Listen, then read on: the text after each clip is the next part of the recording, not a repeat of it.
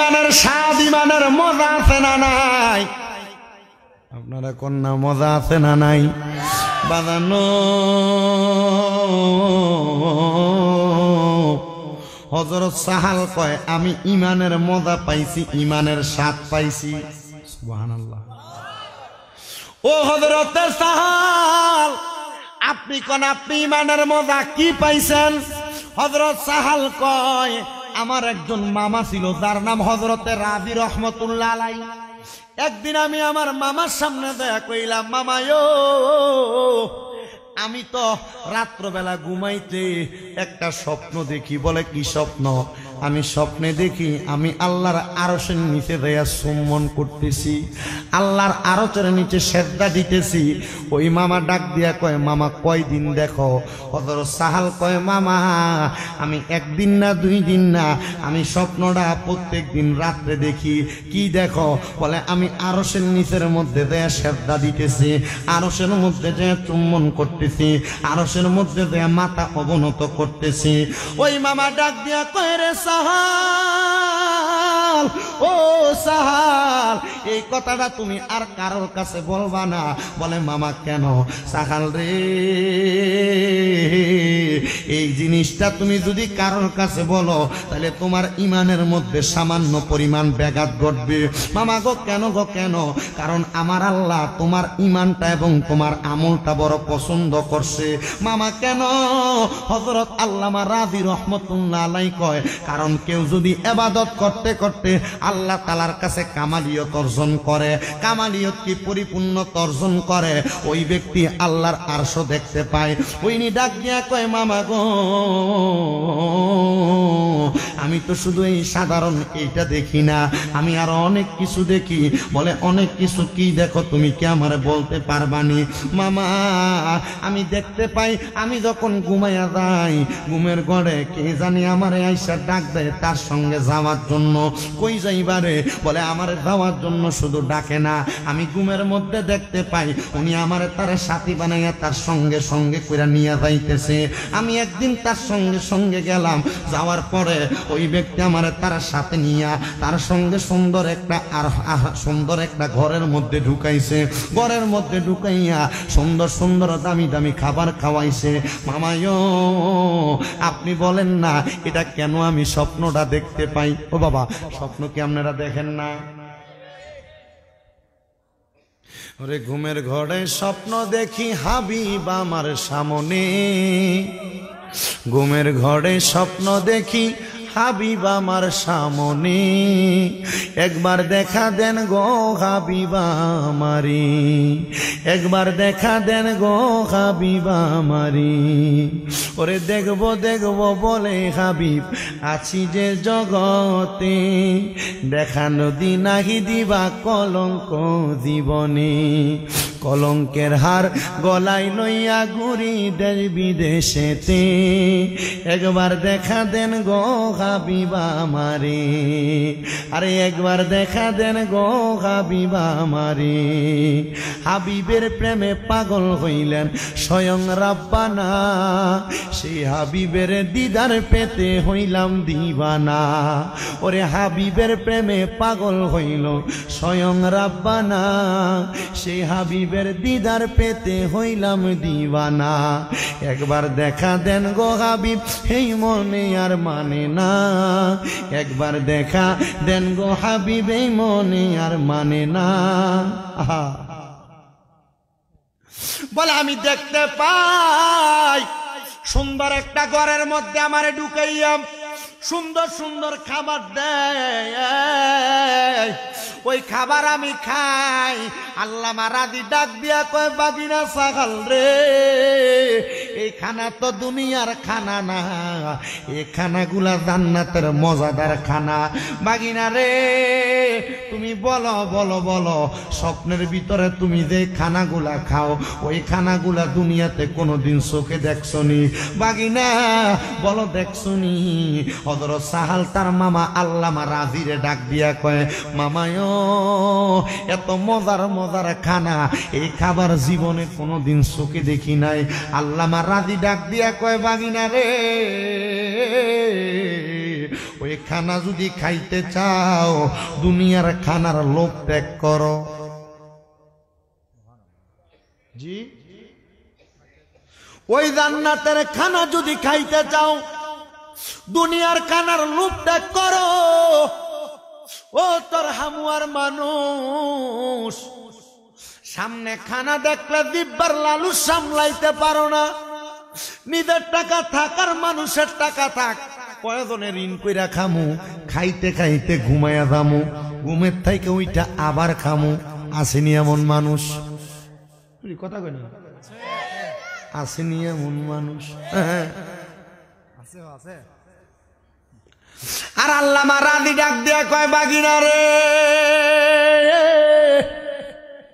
যদি ওই জান্নাতের খানা খাইতে চাও দুনিয়ার খানা ত্যাগ করো মামা। মামা ওই আমলটা বলে দেন, যে আমলটা করলে আমি জান্নাতের খানাও পামু, জান্নাতের ঘরও পামু। উনি ডাক দিয়া কই, তুমি দৈনিক আল্লাহুম্মাই এই আমলটা করবা। আল্লাহুম্মাই মিম আইন ইয়া, আল্লাহুম্মাই এই আমলটা করবা। শুধু একটা আমল না, আরেকটা আমল করবা। আল্লাহু নাসরি, আল্লাহু নাসরি, আল্লাহু নাসরি।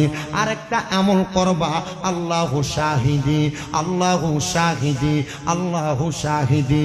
মামায় এক নাম্বার আমল হইল আল্লাহু মাই, দুই নাম্বার আমল হইল আল্লাহু নাযিরি, তিন নাম্বার আমল হইল আল্লাহু শাহিদি। ও মামা, এই আমলগুলা কয়বার করতাম? মামা কয়, তুমি সপ্তাহে যখন এক সপ্তাহ টানা পড়বা, দৈনিক তিনবার কইরা পড়বা। উনি কয়, আমি দৈনিক 3 বার কইরা পড়ে এক সপ্তাহ পরে মামার সামনে আসলাম। আমার মামা আল্লামা রাদি ডাক দিয়া কয়, বাগিনা এবার প্রত্যেক দিন তুমি 7 বার কইরা আমল করবা। আল্লাহু মাই, আল্লাহু নাযিরি, আল্লাহু শাহিদি। এই আমলগুলা করবা। এবার কয়, আমি 7 দিন কইরা যখন পড়তাছি, ওই আমলগুলা করতে করতে আমার কাছে বড় ভালো লাগছে, আমার কাছে আমলগুলা করতে করতে বড় আনন্দ লাগছে। আমি আমার মামারে বললাম, মামায় আমি যে আমলগুলা করি, এই আমলগুলা করতে গেলে তো আমার কষ্ট হয়। আমি কোন খানা খাইলে আমার শরীরের মধ্যে শক্তি হবে? আল্লামা সাহল ডাক দিয়া কয়, জগৎবাসী রে, আমি যখন আমার মামার কাছে গেলাম, আমার মামা কয়, টানা 1 সপ্তাহ পর্যন্ত তুমি অন্য কোনো খানা খাইবা না, মাত্র একটা বাদামের সামান্য পরিমাণ ছোলা খাইয়া থাকবা। আরে আস্তা বাদাম খাইতে কয় নাই, মাত্র একটা বাদামের উপরে যে পাতলা আবরণ থাকে, ওই পাতলা আবরণ খাওয়ার কথা বলছে। মামায় এটা খাইলে তো আমার পেটের ক্ষুধা নিবারণ হবে না। হযরত আল্লামা রাজি ডাক দিয়া কয়, বাগিনা সাহা, পেটের ক্ষুধা নিবারণের জন্য তো খাইবা না। মামা কেন খাইব জানতে চাই। বলে, এটা দিয়া তুমি ইফতার করবা। মামা কি বলে, শরীরে তো কোনো শক্তি নাই গো মামা, আমি কেমনে রোজা থাকবো? বলে, জান্নাতের মজাদার খানা যদি খাইতে চাও রোজা থাকা লাগবে। হযরত আল্লামা সাহাল কয়, আমার মামার কথা অনুযায়ী আমি যখন রোজা থাকা শুরু করলাম, আমি একদিন রোজা থাকি, যারে ভোর রাত্রে সাহারি করি পানি দিয়া, আর ইফতার করি আমি একটা মাত্র বাদামের শুকনা পাতা দিয়া। আমি এটা করার পরে, আমি যখন এইটা করার পরে, আমি এইটা করার পরে এবার আমি 3 দিন পরে পরে ইফতার করি। কয়দিন পরে? 3 দিন পরে পরে ইফতার করি। আহারে, এবার আমি কিছুদিন যাওয়ার পরে 7 দিন পরে পরে ইফতার করি। কিছুদিন যাওয়ার পরে আমি 40 দিন পরে পরে আহার করি। এই জগৎ সেই জগৎ না, এই জগৎটাই এলমে মারেফতের জগৎ। আর আমরার এলাকায় দেখবেন মারেফত করে কইয়া কইয়া কত রকমের বন্ডামি করে। আসেনি? জিজ্ঞাসা আপনার বেটা কয় মারেফত করে, কয়দিন না খেয়ে আসলা? খুব আমি তো খারাপ ছাড়া থাকতাম ওই পারি না। আসেনি ভাই সাহেব, মারেফত এইটারে কয় না। আরে আল্লাহর ওলিরা 1 দিন না 2 দিন না 3 দিন না, টানা অনেক দিন মারেফত করছে। এই মারেফত হইল গোপন তত্ত্বের সাগরে সাঁতার দেওয়া।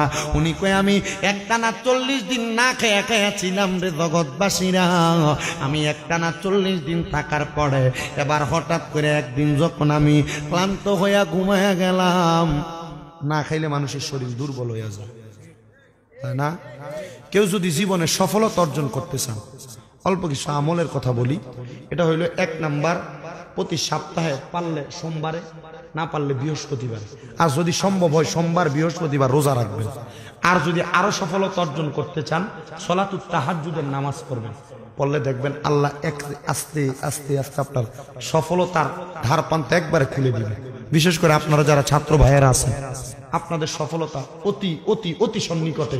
আমি আমার ওস্তাদের কথা শুনে আমি এই আমলগুলা চালাইছি, আল্লাহর রহমতে আপনাদের মতো বয়স তারা থেকে আমার বেশি হইতো না। তারা যে ছাত্র ভাইরা আছে মোটামুটি হয়তো 2-3 বছর বেশি হইব তারা থেকে বয়স আমার।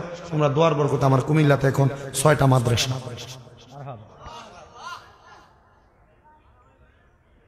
সম্মান আল্লাহ কম দেয় নাই। ওই তারেক হুজুরে স্টেজে ওঠনের আগে ঘরে নেটিয়া দিয়ে দিয়েছে। শুধু এই নেক আমলগুলা করবেন, কাম হবে। আমরা তো এগুলা পাগল না। মাহফিলে জিগেছি, তাবারুক আসেনি। কেন জিগেছি জানেন? জিগাইতাম না। যদি আমরা নেক আমলের পাগল হইতাম, তাবারুকের কথা জিগাইতাম না। কারণ খানা না পাইলে মোটামুটি মানুষ একটু বেশি করে বীজ জমায় না নি।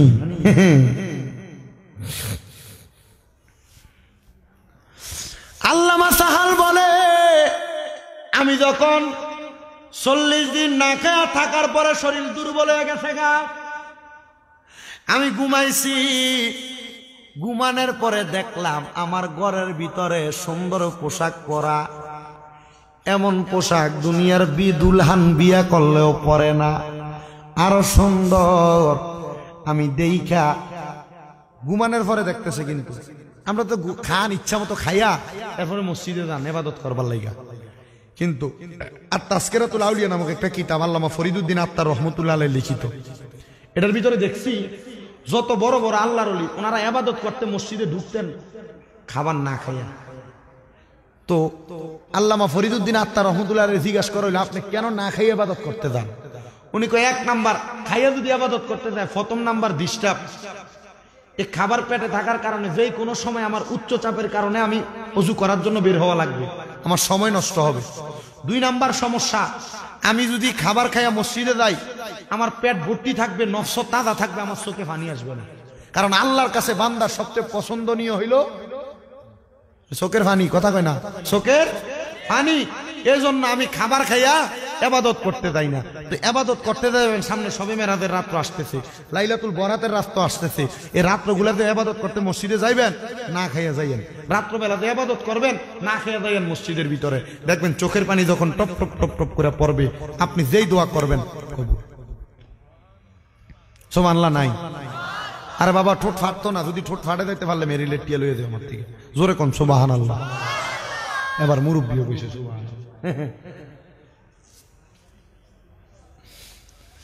আমার ভাইয়েরা, বাবারা, বন্ধুরা, উনি বলেন, আমি যখন না খাইতে খাইতে ক্লান্ত হয়ে গেলাম, ক্লান্ত হওয়ার পর আমি ঘুমাইছি। আমার সামনে সুন্দর সুন্দর পোশাক পরা একজন ব্যক্তি আমার সামনে হাজির হয়ে গেছে। আমি জিজ্ঞাসা করলাম, কে? উনি কয়, তুমি যেই নবীরে পাওয়ার জন্য এতদিন কান্দ, ও সাহল, আমি হইলাম সেই মদিনার নবী। ইয়া রাসূলুল্লাহ, নবী গো, আমি তো আপনার এমনে দেখতে পাগল না গো নবীজি, আমি আপনার দেখতে চাই। আমার মরণের পরে, আমার কবরে, আমার হাসরে, আমার মিজানে, আমার ফুলসেরাতে নবী গো, ও নবী গো, আপনি নবী আমার এখন দেখা দিছেন। নবীজি, আমি আপনারে আমার মরণে দেখতে চাই, আমি আপনারে আমার কবরে দেখতে চাই, আরে সাহাল, কেন তুমি আমারে মরণে দেখতে চাও? নবী আপনার চেহারা আজরাইল দেখলে আমারে কষ্ট দিবে না? নবী আপনার চেহারা দেখলে আমার কবরে মুনকার নকির আসবে না? নবী আপনার চেহারা দেখলে আপনি যেই জায়গায় হাসরের ময়দানে থাকবেন, আপনার মাথা মোবারকের উপরে লাওয়ায়ে হামদের পতাকা থাকবে। নবী গো